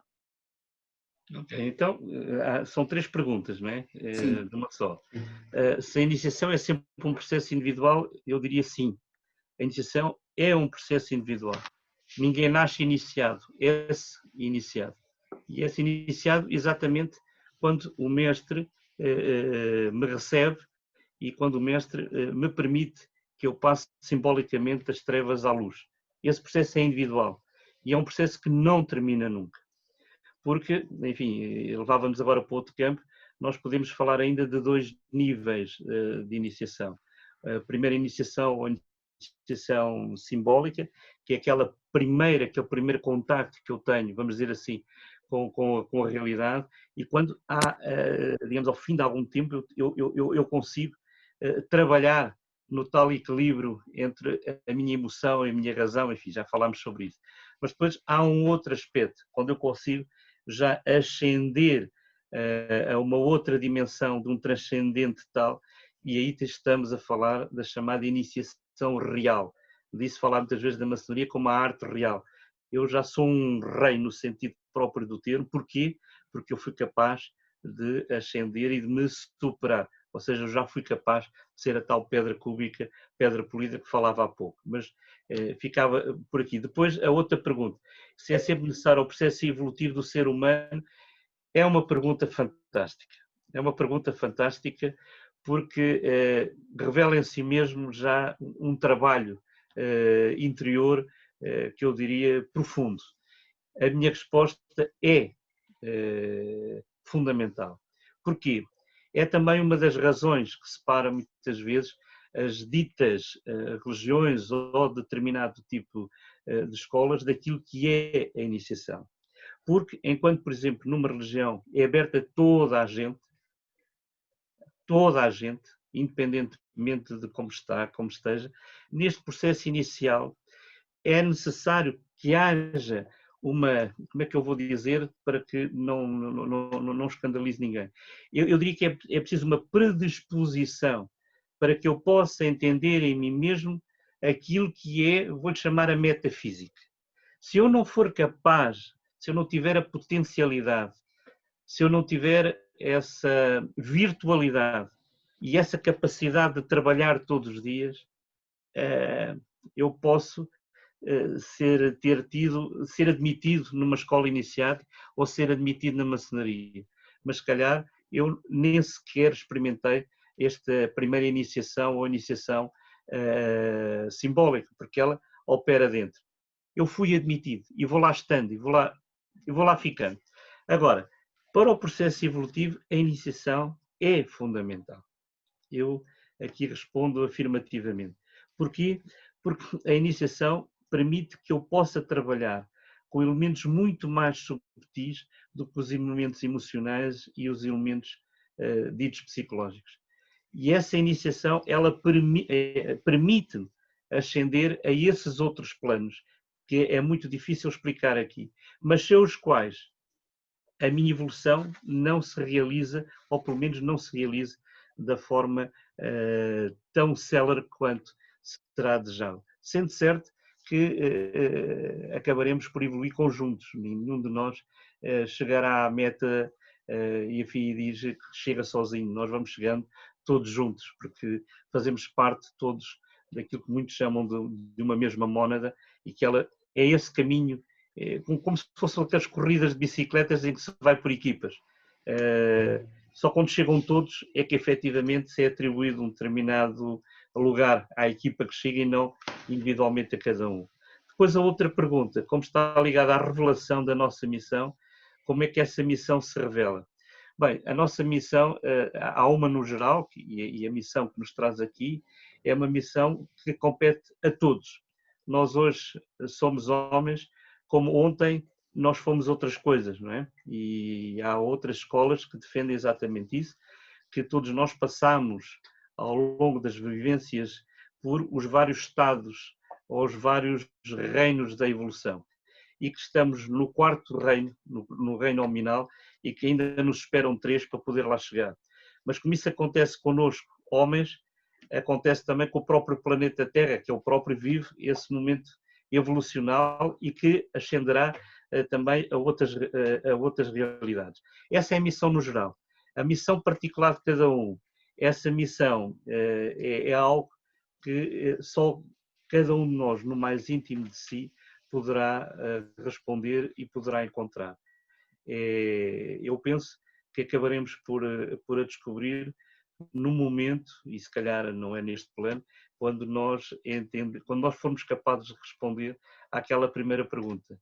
Quem é que eu sou, não é? Ou quem sou eu? Aí descobriremos a nossa missão. Enquanto não a descobrimos, vamos por tentativa e erro e é possível que a gente consiga lá chegar. Porque precisamos depois, porque se o trabalho é individual, nós precisamos depois de ter os outros, os irmãos à nossa volta, que nos vão ajudando a crescer. Porque o trabalho não se faz sozinho. Muitas vezes nos iludimos com isso. Mas cada um que se cruza connosco no nosso caminho, se estivermos atentos, ele é um bocadinho o espelho de nós. Ele traz-nos algo e recebe algo de nós. E é nessa interajuda que nós crescemos juntos. E por isso o outro é muito importante para nós. Eu não conseguiria chegar, nem conseguiria realizar este tipo de rituais se não tivesse tido um mestre que efetivamente me recebeu como discípulo, não é? Simbolicamente falando. E é assim que eu vou fazendo com outros. E é assim que a vida se faz e é por isso que estamos todos juntos hoje aqui. Porque na realidade, se estamos nesta noite aqui a discutir e a conversar sobre isto, é porque no mais íntimo de cada um de nós, todos nós temos esse apelo interior, uns mais fortes do que outros, mas o que é facto é que o apelo está lá. E se nos juntarmos todos, eu acredito que o fazemos porque há uma missão que também nos une a todos nós. Há várias missões, esta também é uma para nós, mas é uma pergunta fantástica e gostava de agradecer ao António Grave pela excelência das questões e desejar-lhe bom trabalho no seu desenvolvimento interior, sem dúvida. Como a todos, claro. Então, Rui, temos neste momento mais alguma pergunta das pessoas? Não. Neste momento não, pois não? Não, neste momento Ninguém não. mandou nada a ti em privado? Não. Ok. Então, já passámos aqui em muito o tempo que estava estabelecido. A Ana, o que é que disse a Ana? Eu estou em modo de absorver. Sim, a conversa está deliciosa e haveria muito mais para falar, mas efetivamente já vamos aqui longos e não queremos tomar também muito tempo do Zé. Não, por mim tudo bem, por mim tudo bem. É? Rui, o que é que dizes? Vamos continuar ou vamos avançar para aquelas outras perguntas que tu sabes quais são? Eu, por mim, a noite é uma criança, não é? Então, Zé, então se me permites, tu tocaste aqui num ponto que eu gostava de te pedir para elaborares um pouco mais. Eu não percebi se foi uma opinião que tu deste ou se foi uma constatação. Tu falaste de que nós seríamos todos uma fração de uma mesma identidade, não é? Falaste da mónada. Fazemos todos parte da mesma mónada, sim. Exatamente, pronto. E no entanto estamos aqui numa experiência individual, não é? Exatamente. E a minha pergunta há bocado do altruísmo ia mais por aqui do que propriamente por outro lado, ou seja, quando nós conseguimos de alguma forma entender e contactar com essa realidade de uma forma genuína, portanto não apenas numa fase racional, mas quando conseguimos sentir o outro como uma parte de uma mesma identidade que somos todos, não há como não ter uma vida altruísta, não há como precisarmos de regras para não faças mal ao outro, não roubes, porque o outro somos nós. E era muito por aí que a minha pergunta há pouco do altruísmo ia. Achas que podes elaborar um bocadinho mais esta dinâmica de sermos todos parte da mesma identidade? Nós, quando eu digo que somos todos parte da mesma mónada, significa que há aqui uma unidade de essências, dito de uma maneira talvez mais simples. E, portanto, se nos permitiram que possamos estar todos juntos neste momento trabalhando, é óbvio que o outro é fundamental e, portanto, nesse outro sentido, o altruísmo, claro que sim, porque quando eu fico fechado dentro de mim, eu não estou sequer a realizar, nem estou a permitir ao outro que se realize. Quando eu há bocadinho falei do altruísmo, falei no sentido da tal caridade que muitas vezes se fala, e se calhar foi lápis meu e deficiência minha, ou seja, é essa outra realidade que eu há bocadinho expressei. Agora, é óbvio que, e sinto, que nós só podemos encontrar a nossa própria essência à medida que somos capazes de nos pôr à disposição do outro para aquilo que o outro também precisa no seu próprio crescimento. Nós não vivemos como ilhas, não é por acaso que nós somos seres gregários e que nós tendemos a estar com o outro. E os nossos próprios sexos também têm logo essa mesma expressão, provocam em si mesmo a atração e nós vamos nos atraindo e vamos estando, e essa é a forma como também toda a evolução ela se processa, porque de facto se o próprio universo, como dizem os cientistas, ele se expande e se contrai, e é nessa tensão que gera a evolução. A nossa evolução ela produz quando há tensão também entre o pai e a mãe, para que gera o próprio filho, e esse é o princípio da trindade que falávamos, e portanto não podemos jamais excluir o outro, porque excluir o outro era excluirmos a nós próprios, era quase uma forma de, se me permitem o disparate, de dizer um autossuicídio, não é? Portanto, era um suicídio duas vezes, porque eu estou a ignorar o outro, estou-me a ignorar a mim mesmo, jamais eu posso fazer. O outro é fundamental na minha evolução, como eu espero sempre e desejo que eu possa contribuir para que o outro evolua também no contacto comigo. Nem sempre as relações são fáceis entre as pessoas, nós temos sempre as nossas personalidades, a nossa forma de estar. Muitas vezes acabamos também por emocionalmente magoar os outros e permitir que os outros nos magoem, mas isso faz parte do nosso ciclo, não podemos é ficar prisioneiros disso. O que devemos procurar fazer é imediatamente, sempre que tivermos a oportunidade, procurarmos o outro e procurarmos estabelecer relações saudáveis, que nem sempre conseguimos, mas o desejável é que o façamos. Não sei se agora respondi. Sim, Nuno. sim, perfeitamente. Perfeitamente. Agora sim. Fará sentido para ti, e se calhar é aqui uma questão de semântica, mas fará sentido para ti dizer que o ser humano no seu percurso tem que superar a sua individualidade? Ou seja, nós temos a ideia de que somos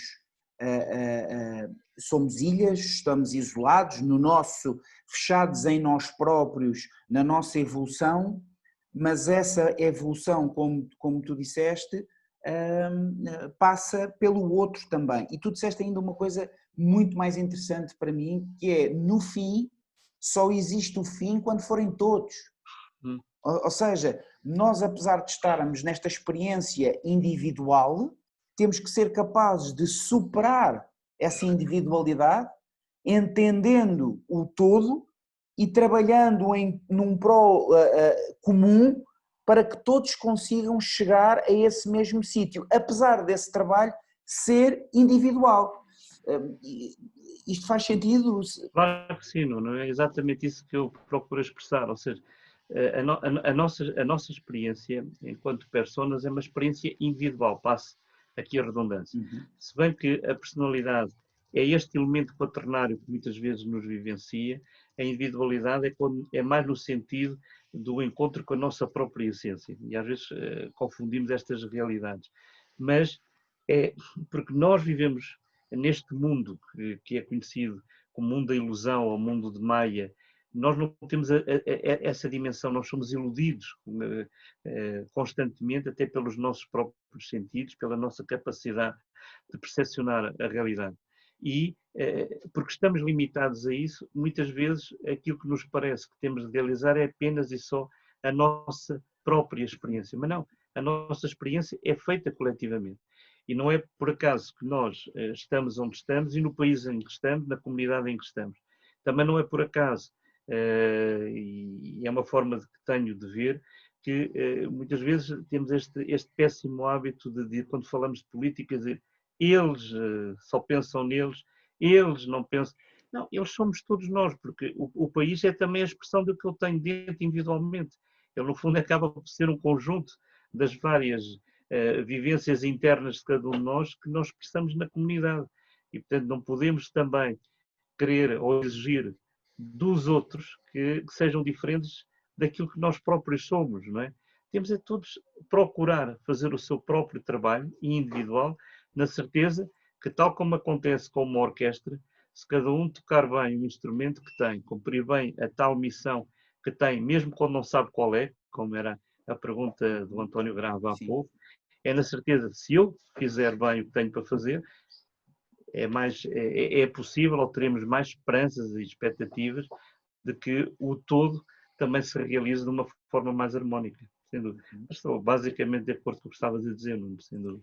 Então, deixa-me fazer-te uma pergunta neste seguimento, que para mim é fundamental e como tu sabes e a maior parte das pessoas que estão aqui, eu tenho a sorte de estar ligado a uma escola de artes marciais e de terapias e sinto muito o peso da responsabilidade de ter pessoas diariamente a trabalharem nessa escola e a seguirem as diretrizes da escola. E a minha pergunta é esta neste sentido. Portanto, a consciência desse trabalho individual é fundamental. Não havendo essa consciência, terá algum impacto Isto não é fácil de eu explicar isto. Ou seja, existe esta consciência do todo e existe esta consciência de que individualmente nós temos que trabalhar para nos desenvolvermos, no entanto, nós somos uma sociedade, uma entidade global e comum e não há vencedores, ninguém vai lá chegar sozinho e vai ganhar, ok? Pronto. E neste sentido existe trabalho que pode ser feito em prol do outro. Fará sentido guiar pessoas a quem for dada essa responsabilidade, não é? Fará sentido guiar pessoas para fazer esse trabalho, mesmo que elas não tenham essa consciência? Eu não sei se me estou a fazer entender, Zé. Sim, estás, Nuno, estás. Eu próprio me deparei com esse dilema durante os anos em que, enfim, fui grão-mestre do Grande Oriente Maçónico de Portugal. Muitas vezes temos essa dificuldade de entender, mas aquilo que me tranquiliza é apenas isto. Cabe a cada um fazer o seu trabalho, independentemente da consciência que cada um possa ter do seu momento evolutivo. O importante é que, no que nos diz respeito, possamos fazer o nosso trabalho com a plena consciência de que o fazemos da melhor maneira que sabemos e da melhor maneira que podemos. Porque o ritmo de cada um é diferente e muitas vezes a dificuldade maior é quando nós queremos que os outros trabalhem ao nosso ritmo, que os outros sintam da maneira como nós sentimos, que os outros vejam aquilo que os nossos olhos observam. E nem sempre isso acontece. Cada um tem o seu ritmo de crescimento, cada um tem a sua percepção, cada um é um mundo, não é? E, portanto, a dificuldade está em ser sério e em ser consciente daquilo que é o trabalho e a missão que dentro de determinadas organizações nos é incumbido de realizar. E depois desse trabalho feito, então é um bocadinho como aquela frase bíblica: fizeste o que tiveste a fazer, considera-te um servo inútil, não fizeste mais do que tinhas a fazer. Exatamente. Tranquilo, Exatamente. passou e seguiu. Na Exatamente. certeza que há de errar, outras vezes não, e mais, muitas vezes aquilo que quem está em frente a algumas instituições é um bocadinho como o agricultor. O agricultor vai semeando. Nem sempre o resultado é aquilo que ele espera. E muitas vezes a semente acaba por germinar em locais que ele nem sequer imaginava que era possível. E, portanto, quem somos nós? Lançamos a semente e depois, olha, ela germinará da forma como lhe for possível. E ficarmos tranquilos. Isto demora tempo para conseguirmos fazê-lo, mas não há outro caminho que não seja este. Fazemos o que temos que fazer. Dizemos aquilo que pensamos em consciência, não com qualquer outro objetivo. Exatamente. E isso é algo que se vai construindo também, que se vai aprendendo, não é? Eu, de facto, ao fim de 14 anos, tinha uma outra consciência que não tinha ao fim do primeiro ano, nem ao fim do segundo, nem do terceiro, nem do quarto. E havia algumas coisas que teria feito de outra maneira, mas fiz aquilo que foi possível fazer, como é evidente. Claro. E depois está feito, está entregue, é passado, seguimos, paciência, claro. Siga. Obrigado porque eu estava a precisar de ouvir isso. E são palavras tão simples, mas obrigado, eu estava a precisar. Tenho uma provocação para te fazer, posso? Lá. Nuno, posso só interromper porque eu tenho aqui o Tiago que já me colocou duas questões há bastante tempo e eu não quis interromper porque de alguma forma algumas coisas já foram ditas, mas ele fez-me aqui assim questão. Tiago, vamos a isso. Então é assim, a primeira é: a experiência é individual ou aparentemente individual, uma vez que temos a mesma origem e pulsa em nós a centelha divina do Criador?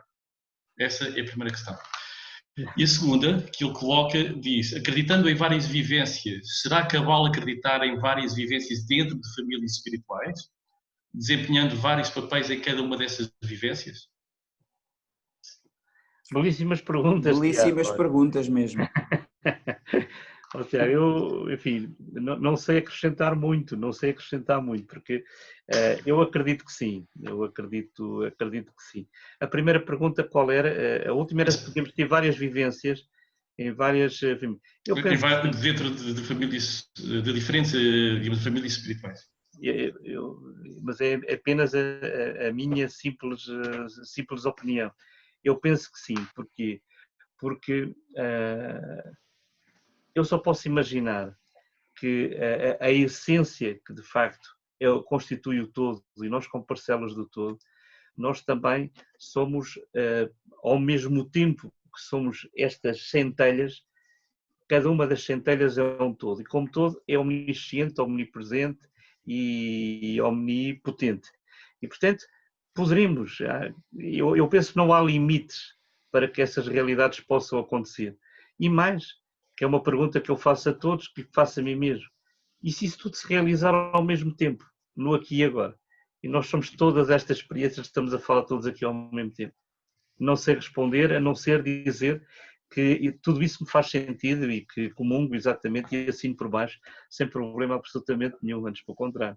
Mas havia a primeira pergunta, que eu não me recordo qual é que entretanto passou. A primeira era a experiência individual ou aparentemente individual, uma vez que todos temos a mesma origem, por ser nós a centelha divina do Criador. Exatamente, pronto, exatamente.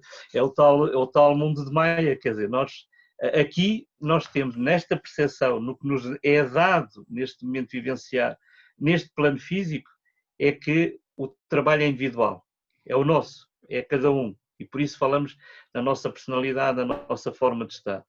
Mas certamente este trabalho aparentemente individual, ele comporta em si esta mesma evolução da mónada. E sendo a evolução da mónada, estas aparências individualidades não são mais do que um trabalho que vai unir todas as essências, e porque é nisto que eu acredito sinceramente, somos todos unos, e somos todos não temos mais do que isso. E portanto, completamente de acordo, Tiago. Muito obrigado pela pergunta. Muito bem. Então, Rui, tens mais perguntas? Há mais perguntas escritas de alguém? Não. Não. Se eu tenho recebido, não. Eu vou fazer uma provocação ao Zé. Ele pode não entender como tal. Eu depois no fim vou explicar. A provocação que eu vou fazer é uma pergunta que não tem nada a ver com aquilo que nós estamos a falar. É uma pergunta muito simples, mas tem um contexto histórico para mim e vamos ver se me corre bem, pode não correr. A minha última pergunta para o Zé hoje é se acreditas no acaso.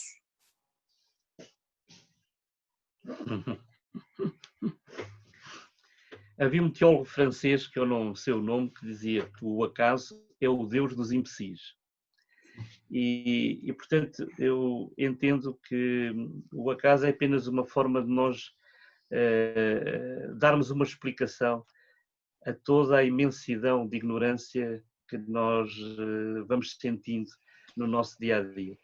E portanto, na nossa pequenez, é óbvio que nós olhamos para o acaso um bocadinho como um fator sorte, achamos que sim. Ora, se nós aqui estamos, é porque na realidade, como há bocadinho com o António Grave falávamos da questão da nossa missão, é porque há algo que temos que realizar e mais, e há algo que temos que realizar juntos, e portanto há bocadinho eu também dizia que não é por acaso que estamos aqui esta noite. Exatamente. E portanto a minha resposta já está aqui subentendida, como é evidente. Uhum. E portanto não acredito no acaso. Não. Muito bem. Então, eu posso não entender a realidade, agora isso é outra coisa. Isso é outra coisa, exatamente. Muito bem.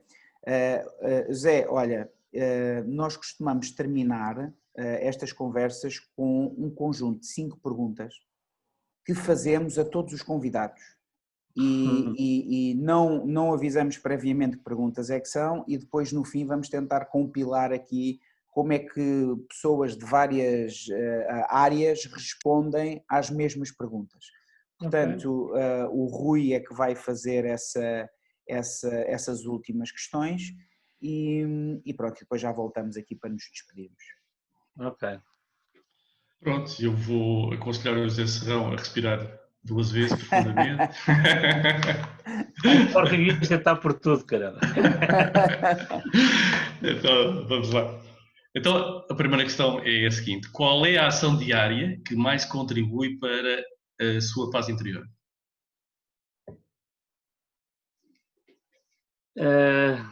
É normalmente uma pequenina meditação que faço ao final da tarde.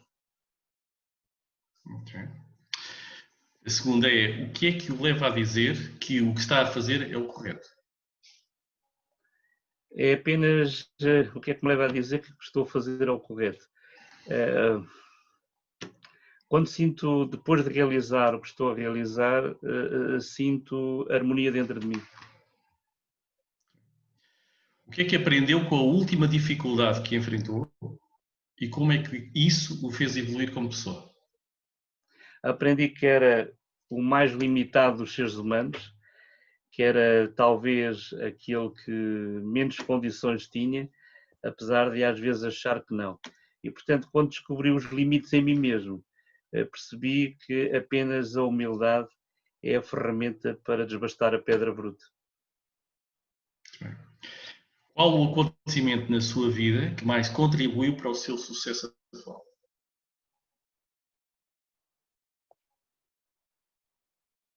Uma boa pergunta esta. O que é que... Há vários momentos, há vários momentos.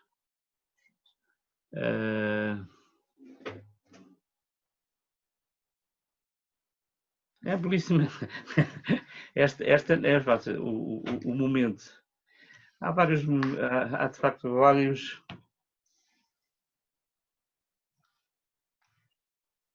Mas eu vou dizer um que acho que talvez tenha acontecido. Eu era ainda jovem e como sempre fui um bocadinho preguiçoso, na altura, no ciclo escolar, havia o chamado ano propedêutico. Alguns não se lembram porque são muito jovens. Ou se calhar nenhum de vós se lembra disto. Pronto, mas Eu lembro. E houve uma fase, estávamos no verão, estávamos em agosto, e havia um exame.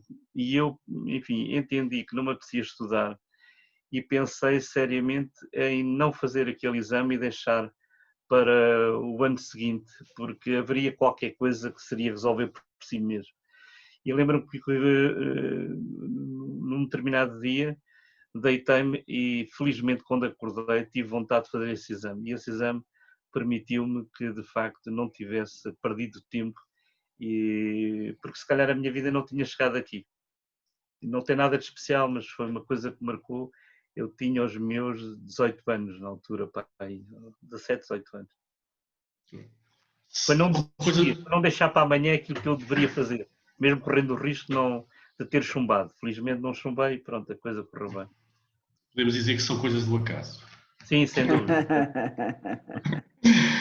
A última e a mais simples de todas é: como é que sabe que o seu propósito, a sua missão é aquela que deve levar em conta? Como é que eu sei? Exatamente pelo mesmo. Quando sinto paz e sinto harmonia dentro de mim, quando penso, enfim, neste apelo ou neste impulso. É a minha regra, é este toque. Porque sinto de facto que aquilo que é o exterior, a obra a realizar, se faz eco e eu me sinto em paz e tranquilo, é porque o caminho é esse. Se não estou, normalmente, ou não faço, ou paro, deixo que as coisas aconteçam, que amadureçam e depois, enfim, se voltar é porque se tem de fazer. É apenas assim, mais nada. Obrigado. Nada.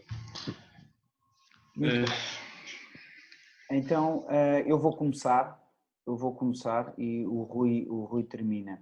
Ó Zé, eu queria terminar esta nossa conversa a dizer-te aqui algumas coisas a ti e a todas as pessoas que nos estão a ouvir. Primeiro que tudo, obrigado. Obrigado por teres aceito este nosso convite, obrigado por teres partilhado aquilo que partilhaste da forma como o fizeste e não posso despedir-me de ti sem te dizer que não tinha noção do quanto tenho saudades de te ouvir falar. Não tinha noção do quanto tenho saudades de estar contigo e de poder beber dessa tua sabedoria. Eu não tinha dúvidas, eu estava super entusiasmado por te ter aqui, mas não sabia o quanto me estava a fazer falta. E não podia deixar que te ires embora sem te dizer isto. E queria terminar por te pedir desculpa. E por te pedir desculpa porquê? Porque como tu disseste e muito bem ao início, eu não vou repetir aquilo que tu disseste, mas agora no fim eu olho para trás e sinto que não fui capaz de retirar de ti tantas coisas que tu tinhas para dar nesta conversa. E pelo tempo que tu nos deste, sinto que tenho de te pedir desculpa por isso e de uma próxima vez vou-me esforçar ainda mais para estar preparado, porque efetivamente é uma sorte ter uma pessoa como tu na minha vida. Obrigado por estares cá, obrigado a ti, pelas tuas palavras, caramba. Obrigado a todas as pessoas que estão aqui connosco e passo então ao Rui para depois então passar ao Zé e terminar. Obrigado. Eu não vou acrescentar muito mais, reforçar e agradecer ao José pela partilha, pela forma como, de uma forma tão eloquente, mas ao mesmo tempo de uma simplicidade e de uma forma tão, como é que eu ia dizer, tão genuína como a mensagem, digamos, a passou, e acho que isso é fundamental nos dias de hoje, é nós podemos ouvir pessoas com este conhecimento, com esta experiência, e nós sentimos que, afinal, isto está ao alcance de todos nós. Queiramos nós estarmos disponíveis para ouvir quem devemos ouvir e para experienciar aquilo que devemos experienciar. O meu muito obrigado. Espero que possamos vir a ter mais conversas no futuro.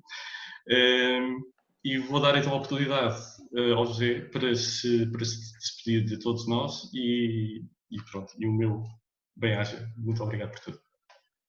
Olha, eu quero agradecer as vossas palavras, quer as do Rui, mas principalmente as do Nuno, e dizer que esta é a parte em que eu, enfim, fico sempre mais constrangido, porque, enfim, normalmente não me sai grande coisa, mas dizer-te, Nuno, que é apenas isto. Eu acho que a vida nos proporcionou encontrar-nos e muitas vezes a ausência serve apenas para que nós possamos compreender o bem que nos queremos. E, portanto, esse bem que nos queremos é algo que nunca termina, não vai terminar e, portanto, estamos sempre aptos para continuar a obra onde a deixámos ou deixámos de estar, seja lá onde for e como for. E, portanto, eu quero-vos agradecer a todos, quero agradecer ao Nuno, ao Rui, ao Tiago pelas perguntas fantásticas que colocou, nas quais eu me revejo e muito. Agradecer também ao António Gravo também pelas belíssimas perguntas que fez e pela qualidade também das suas próprias perguntas, e depois a todas as outras pessoas, algumas que conheço, como a Flor Bela, como a Marta, mas vejo aqui os nomes e vou dizê-los à Ana Fraga, ao Marcelo e à Susana Rodrigues, não os tendo conhecido hoje, apenas só o nome, mas que foi um prazer imenso e foi uma alegria ter estado aqui.